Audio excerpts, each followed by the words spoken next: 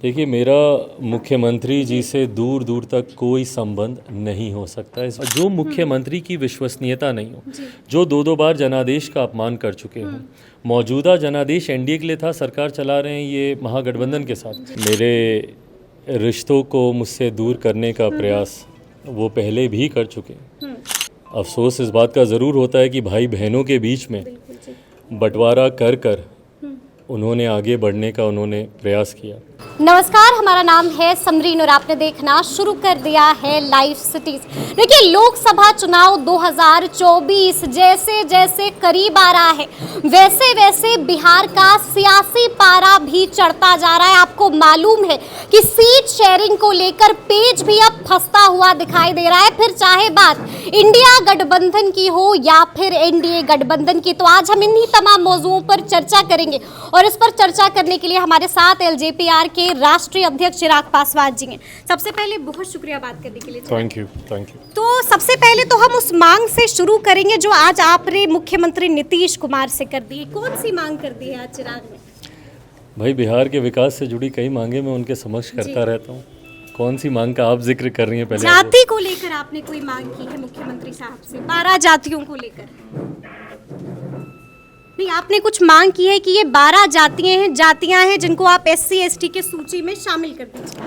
उसका जिक्र हम लोगों ने ज़रूर पहले भी हम लोगों ने किया था, क्योंकि लंबे समय से कई ऐसी मांगे हैं जो उनके पास लंबित पड़ी हैं। पर जिस मुख्यमंत्री का ध्यान ही इस दिशा में नहीं हो, बिहार के विकास, बिहारियों को लेकर नहीं हो, जो मुख्यमंत्री सार्वजनिक मंच से एक गठबंधन का हिस्सा होने के बावजूद अपने संबंधनों की दुहाई दूसरे घटक दलों से जताते हों, तो ऐसे में मौजूदा मुख्यमंत्री से किसी भी तरीके की कोई भी उम्मीद रखने का कोई औचित्य ही नहीं है। कोई औचित्य नहीं मतलब पहले ही आपने हार मान ली है? आपको लग गया है कि मुख्यमंत्री जी चिराग की बात तो नहीं मानने वाले? बिहारियों की ही बात नहीं मानते तो चिराग की बात क्या मानेंगे? अच्छा, चलिए ठीक है। अब हम बात आपके चाचा के उस बयान की करेंगे। साफ साफ कह दिया है चिराग उन्होंने कि अगर आप माँ को हाजीपुर से लड़ाइएगा तो वो जमुई से बहन को लड़ाएंगे। अब क्या करिएगा आप? कोई फर्क नहीं पड़ता जी। मेरे रिश्तों को मुझसे दूर करने का प्रयास वो पहले भी कर चुके हैं। अफसोस इस बात का ज़रूर होता है कि भाई बहनों के बीच में बंटवारा कर कर उन्होंने आगे बढ़ने का प्रयास किया। एक बार और बंटवारा करने का, रिश्तों में दूरियां लाने का वो प्रयास कर रहे हैं। वो प्रयास करें, जनता किसका साथ देती है अंतोगत्वा जनता ये निर्णय लेगी। चलिए, अगर आप पिछले बार की हम बात करें तो आपने जब पीसी की थी हम भी उसमें शामिल हुए थे। जाते जाते जब मीडिया वालों ने आपसे एक सवाल किया था कि चिराग चाचा कह रहे हैं पीछे नहीं हटेंगे, तो बड़े ही मुस्कुराते हुए आपने एक जवाब दे दिया था कि समय आएगा तो हटना पड़ेगा, हट जाएंगे। तो मतलब हट जाएंगे, कुछ लगता है एनडीए के भीतर कुछ बातचीत हुई है? भाई, मैं तो जितनी बातचीत करता हूँ मैं एनडीए के भीतर हुई बातचीत के आधार पर ही करता हूँ, और इसीलिए मैं दावे के साथ बातचीत मतलब आपको हरी झंडी दिखा दी गई है एनडीए की गठबंधन के भीतर जितनी बातचीत हुई है जी, उसी के आधार पर ही मैंने सारी बातें बाहर की हैं। और बार बार मैंने इस बात को कहा है और मैं मानता भी हूँ कि आप जो भी दावा पेश करें पहले गठबंधन के भीतर उसको तय कर लें। बिल्कुल। जैसे मैं गठबंधन के भीतर बातचीत के बाद ही ये सारी बातें कर रहा हूँ, आप गठबंधन के भीतर तय कर ले। वहाँ से अगर आपको किसी तरीके का आश्वासन या विश्वास मिलता है तो आप ज़रूर आगे अपनी बातों को रखें। मतलब चिराग को आश्वासन मिल चुका है? मैंने जितनी बातें बाहर रखी हैं वो भीतर बातचीत के आधार पर ही रखी हैं। ठीक है। देखिए, आपने बात कर दी मुख्यमंत्री के उस बयान की जो उन्होंने मोतिहारी में दिया। साफ साफ कह दिया कि जब तक मैं जीवित रहूंगा दोस्ती कायम रहेगी। तो आप भी एनडीए में शामिल हैं चिराग, तो दोस्ती के लिए हाथ तो बढ़ाया है मुख्यमंत्री ने, आप भी मिलाएंगे ना हाथ? देखिए, मेरा मुख्यमंत्री जी से दूर दूर तक कोई संबंध नहीं हो सकता। इस बात को क्यों प्रभु, क्या हो गया है? क्यों प्रभु, क्या हो गया है? इतनी नाराजगी क्यों? मेरी नाराजगी उनसे सिर्फ और सिर्फ मेरे बिहारी भाई बहनों को लेकर, जिनके विश्वास के साथ उन्होंने हमेशा खिलवाड़ करने का काम किया। आज 18-19 साल होने को आए मुख्यमंत्री नीतीश कुमार जी को प्रदेश का मुख्यमंत्री बने हुए। इन 18-19 सालों में बिहार की जनता ने उन पे जो विश्वास किया, उस विश्वास पर वो खरे नहीं उतर पाए। आज भी आप बिहार को देखिएगा, और मैं सारे सरकारी आंकड़ों की मैं बात कर रहा हूँ, आप नीति आयोग की रिपोर्ट ले लीजिए, आप अलग अलग सरकारी संस्थाओं की आप रिपोर्ट्स ले लीजिए, हर पायदान पर, हर मापदंड पर सबसे निचले पायदान पर बिहार आता है। शिक्षा, स्वास्थ्य, रोजगार, infrastructure, IT sector, jobs, industrialisation, किसानों के हालात यहाँ पर, मजदूरों के हालात यहाँ पर, आप किसी भी मापदंड को उठाकर देख लीजिए, सबसे निचले पायदान पर।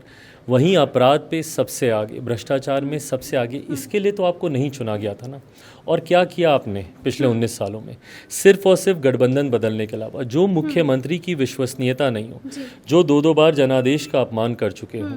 मौजूदा जनादेश एनडीए के लिए था, सरकार चला रहे हैं ये महागठबंधन के साथ। 15 का जनादेश महागठबंधन के लिए था, सरकार चलाई इन्होंने एनडीए के साथ। तो जो मुख्यमंत्री जनादेश का अपमान करता हो, जो जनता के विश्वास पर खरा नहीं उतरते हो, और जो बार बार इस ताक में रहते हों कि कैसे हम अपनी महत्वाकांक्षाओं के लिए गठबंधन बदलें, ये बयान उनका देना कि भाई हमारे संबंध तो है, वो एनडीए में जाने का ही ना प्रयास कर रहे हैं, वहीं के लिए वो एनडीए में जाने का प्रयास कर रहे हैं, बड़ी बात कह रहे हैं, वहीं के लिए ही वो खिड़की खोलने का वो प्रयास कर रहे हैं। और ये मुख्यमंत्री करते रहे हैं भाई। इसमें तो क्या आपको लगता है कि कुछ बात हुई है अंदर में, तब इस तरह का बयान दे रहे हैं नीतीश कुमार? हमको कुछ नहीं पता कि किसकी क्या बात हुई नहीं हुई, पर ये खिड़की जो खोलने का प्रयास किया जा रहा है, ये पुनः जनता के विश्वास से खिलवाड़ है। किस मुंह से मेरे मुख्यमंत्री जाएंगे अगली बार चुनाव में? जिस प्रत्याशी का वो हाथ पकड़कर बोलेंगे कि भाई इसको जिताना, जनता कैसे विश्वास करेगी कि वो 5 साल तक उस प्रत्याशी के साथ वो खड़े हैं कि नहीं खड़े हैं? आज आप इसके साथ खड़े हैं, चुनाव परिणामों के 2 महीने के बाद फिर आप किसी और के साथ हो जाए, और ये तो आप कर चुके हैं निरंतरता में, 2 बार आप कर चुके हैं।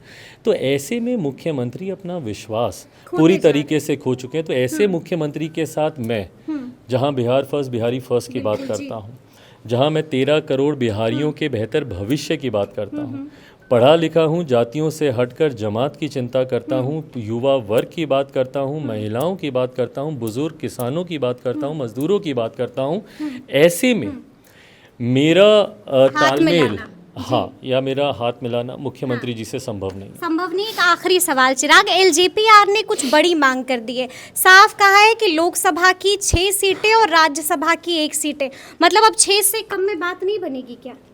ये हम लोगों ने कब कहा? नहीं, क्योंकि अंदर में खूब चर्चा हो रही है। अंदर में हो रही है ना, तो अंदर की बात अभी अंदर ही रहने देते हैं। मतलब कोई सीट शेयरिंग को लेकर, सीटों को लेकर कोई बातचीत नहीं हुई है? टू अर्ली जी, इट्स टू अर्ली कि मैं किसी भी बात को अभी सार्वजनिक करूं। गठबंधन के भीतर की बातें हैं, और गठबंधन की मर्यादा ये कहती है कि जब तक गठबंधन के भीतर चीज़ें तय ना हो जाएं या उसके ऊपर एक फाइनल मोहर ना लग जाए, तब तक उन बातों को सार्वजनिक करना गठबंधन धर्म की मर्यादा को तोड़ने के बराबर होगा। सही समय आने पर सीटों की संख्या, सीटों का चयन, ये तमाम बातें सार्वजनिक की कब तक आएगा ये सही समय? मतलब हम कब तक समझे, नवंबर, दिसंबर, कब तक? आई थिंक जिसने जब लोकसभा के चुनाव फॉलो किए हैं, हमेशा खरमास के बाद ही ये चीज़ें सार्वजनिक हुई हैं। तो मतलब मेरा अनुभव ये रहा है, क्योंकि दोनों बार मैं अपनी पार्टी का, और उस वक्त मेरे नेता, मेरे पिता आदरणीय रामविलास पासवान जी पार्टी के राष्ट्रीय अध्यक्ष होते थे, और मैं संसदीय बोर्ड का राष्ट्रीय अध्यक्ष होता था। तो 2014 का भी गठबंधन एनडीए के साथ मैंने ही करवाया, सीट शेयरिंग में मेरी ही भूमिका थी। 19 में भी मैंने उस भूमिका को निभाया।